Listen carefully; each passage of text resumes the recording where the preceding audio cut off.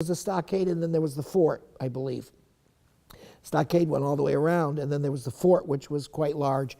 So they saved all that wood, and a lot of these homes are built with that wood.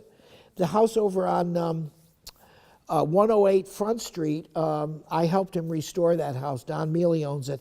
That house was completely built with old wood, and you could tell it was really in bad shape when he bought the house. The sill plate had to be completely restored. But you could tell by the beams in the walls that they were part of the original stockade area, part of the original stockade. And a lot of these homes were only one room. They were just one room, and then they had a second floor. They were very small houses. And of course, you could almost tell how they were added on to in the 1910, 1920, 1960, whatever. You can see how they progressed and got bigger. The yards actually here are quite large. People don't think that they have big yards, but they're really, most of the yards in the actual stockade area are quite something. The homes, are extremely well built, but they do need a lot of care when you first buy them. They really need a lot of love and a lot of money and time to take care of and to figure out what the problems are or could be. But the ones that I've been involved with are, people have really done a magnificent job in restoration and what you would call general fix-up and maintenance of the house and taking care of them. Fabulous place to live, really. And I'm a single individual, so I was at a point in my life, I had an apartment in New York City because I was doing theater and I lived here. I could go anywhere in the world. It would not be a stretch for me, although my family is all from here. But even at this point, it's really a great place to live. And I feel very privileged to own the house that I own, and the fact that I'm sort of taking care of it for the next person that's probably going to own it and enjoy it, because it's a lot of fun to live in it, because it's just different.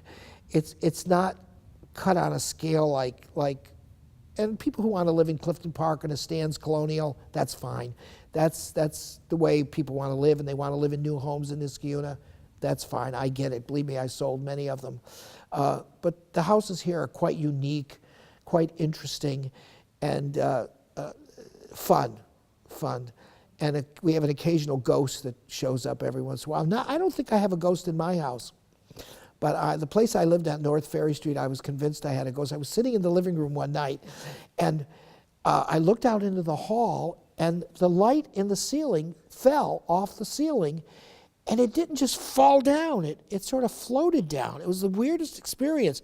It floated down and ended up on the floor, and I thought, well, it was a globe, and it should have broke. So I went over, and I picked it up, and I looked up at the fixture, and I thought, this is me, just me being dramatic. So I got my little ladder out and I climbed up and I tried to put the light back in again and it wouldn't go in. Well, realizing the screws were all the way in. So I couldn't figure that. So I didn't think much of it. I unscrewed it. I put the light back up. I screwed it back in again. And about a month later, the same thing happened. And then I used to get these air going through this room, and I used to think it was my imagination, and I'm not sure I believe in ghosts, but something's going on in that house down on Washington, 11 North Church Street. It was the weirdest experience, and I had lived there for 2 years before this happened. And I would think the house that I live in now should have a ghost because it's old. It's really old. But I don't think I do. Although I did have somebody in there the other day that thought there was somebody walking around. But if it is, they're probably happy because I didn't have one closet, now I have 6. So they're probably going, boy, this guy knows how to fix a house. The other thing that's interesting here is we have a great walkabout, which I've been in charge of for a couple of years and worked on and helped out with, where we open the houses every year. And that was, we had a waterfront fair for many years, which we did crafts and food and everything, which the neighborhood would get involved in. So that was kind of fun. I was president of the Stockade Association for about 10 years. So we did that. And of course, they have the art show every year, and I'm sure you've talked about that. Which I used to get involved in when I was a kid. I used to get very much involved in that. It was like the thing to get involved with when you're young. And of course, there hardly a day goes by when I don't open my door. Of course, now it's cold, so it's not going to happen in the winter, where somebody isn't taking a picture of your house. So you always look, and you always ask where they're from. And the interesting thing is they're from all over. They're not from Schenectady. They're just from everywhere. I've met people from Kentucky and Ireland and England and Russia, and they're very open. They want to know, and you try to point them in the right direction, and they're interested in the neighborhood. But it's amazing how many people come through here. I'm not sure that the city actually realizes the amount of tourism that we could create here or have here actually because of the stockade. And there are people that actually drive here to look at the houses, and we kind of take it for granted because we live here, but there's people walking on the streets all the time, and knowing everybody here pretty much, I can tell a stranger when I see one. And I always sort of go up to them and say, "Where are you from?" And they'll say, "Oh, North Carolina or California or Alaska," somebody from Alaska. But they come from all over to see the homes, to see the exterior of the homes, and they really are, they're interesting. And as I said, I think we take that whole thing for granted. The wonderful place we live in. It's very much like a miniature Georgetown in a sense. It's quite unique. And thank God that Fava and Schmidt and Van de Bogart and a bunch of other people had the foresight to save it. And that's really what they did. They saved it from the wrecking ball, because I don't think it probably would have been here if those people hadn't got together. And as a young person, I know when this was all going on and it was all happening and they were starting the Stockade Association, and I used to think, oh, big deal, when you're 18 years old, what do you care about associations and stuff? You're too busy having fun. Yeah, I think having grown up and been here for a while, I think it's really something that's important. And the theater here is very important to the community. We have a lot of young people that come through our doors and that need a place to do things and to go. And as I said before, it's not as many as we used to because of the high school gets them very much involved in theater. But we do get them here. And one of the little girls I worked with in a show, she's been in two of my shows. She's playing Madeline on Broadway right now. And I had a boy that was in my 13 cast, and he was also in Music Man. He's one of the Billy Elliots on Broadway. So we have a lot of kids that move on, that go on to work in theater one way or the other. I can't think of much more. Aside from Mrs. Braden, can you think of other sort of characters? Characters in the there were the Cohens and there were the Colangelos. I think everybody, it's so interesting because it's such an interesting mix of people. When you live in a cookie cutter neighborhood, like Niskayuna, we'll pick a street in Niskayuna, everybody on the street's an engineer, or everybody on the street works at Capitol. Well, here in the Stockade, you've got people that are scientists and professors and engineers and vagrants, and everybody's sort of, it's always something going on. I remember the Cohens down on, they were part of the Stockade originally, helped start the Stockade. Twin boys, there were two guys, I can't remember their names now, I think they had a daughter. There was Vivian on the corner, she was a French teacher at Schenectady Public Schools. Theona Bob lived on the corner for years. She's over now in the condos at Riverside School. Oh, I remember I went to the first, one of the first broadcasts of WMHT, which was at the basement of Riverside School, and I think we were given French lessons on TV. That was some of the first one, and a lady named Kay Rosendahl, she was from Niskayuna. Her brother was Governor Scranton of Pennsylvania, and they didn't live in the Stockade, they lived up on Upper Union Street somewhere. Excuse me. She's one of the people that helped start WMHT and started at Riverside School in the basement. I did not go to Riverside School. My mother chose to send me to Knott Terrace Elementary, which was up on the hill. And then I decided that I would go to, I had a choice between Washington Irving and Central Park. Central Park, Washington Irving, and the other one, which was the one, Oneida. And I decided to go to Washington Irving because it was, most of my friends went there. And then I ended up at Knott Terrace and back with all the Stockade kids again, because I think a lot of them went to Oneida. But for some reason, I didn't want to go to Oneida. But I was scared to death when I went to Washington Irving. It was a very integrated school. It was very interesting. And I said to someone, I said, years ago, I said, I learned 3 things. Either you made a lot of friends, you learned how to run, or you learned how to fight. Well, I wasn't a great runner at that time. I didn't like to fight at all, so I made a lot of friends. But it was more of a working neighborhood school, Washington Irving. It was interesting. But I didn't go to Riverside, but I played at Riverside, and I learned how to swim at the Women's Y. They used to bring us down to the Y when we were just so big, and there's a pool down there. I don't know if they still do that. Is it closed? Yeah, well, when I was, this high, my mother used to drop me off down there for an hour or so, and they'd put us in the pool, and they taught us how to swim. And it was boys and girls together. We were very tiny, but I remember that very clearly, learning how to swim at the Y. Yeah, they need to do repairs. They need to do repairs that are They do, yeah. Well, that's been there a long time, because I'm 73 now. So we're talking when I was very young, 8 years old or 7 years old or 6 or something, very young. That's another interesting thing. When I was a kid, you could go out and walk anywhere and do anything. I used to walk from here, not from this place, but from where we lived, to the movies on Saturday by myself. Well, I don't think parents do that anymore with kids. It was very safe. It was a very safe area. My mother never thought anything about me giving me a quarter and 10 cents for a bag of popcorn, and I used to get 5 cents for a good and plenty, and we'd go over to, I'd go to Erie Theater, and then sometimes I'd go from Erie to the State, or maybe I'd see 2 movies on a Saturday if I had 50 cents.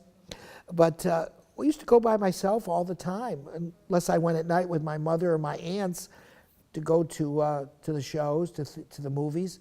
But we would think nothing about sending. I used to go we used to go to Arthur's all the time and walk down to Arthur's and get ice cream, or I never did steal any candy. But boy, there were some kids that were experts at it at Arthur's Market.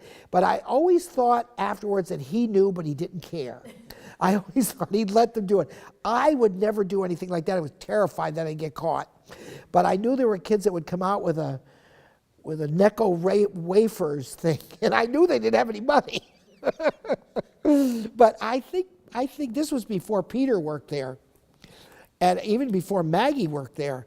But Arthur was there all the time. God, he spent like 60, 70 years behind that counter. And the candy counter was right in the front where you could see it.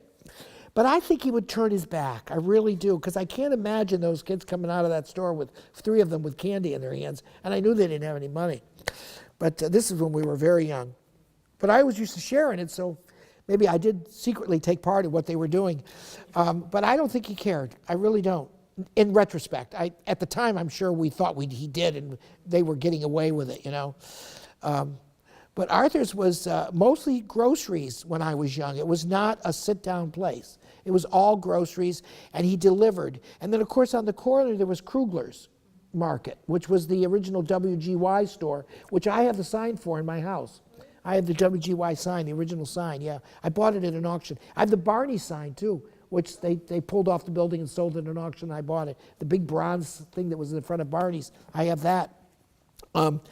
So Krugler's, I think they were sort of in competition, the 2 markets, because Krugler's delivered, and then Arthur delivered. You see all these boxes lined up when you would go into the market when I was young, and there was food in every box, and they would do deliveries. I'm not sure who would do it. I'm not sure if it was Peter or not, because I think he was sort of my age, so I think he was quite young.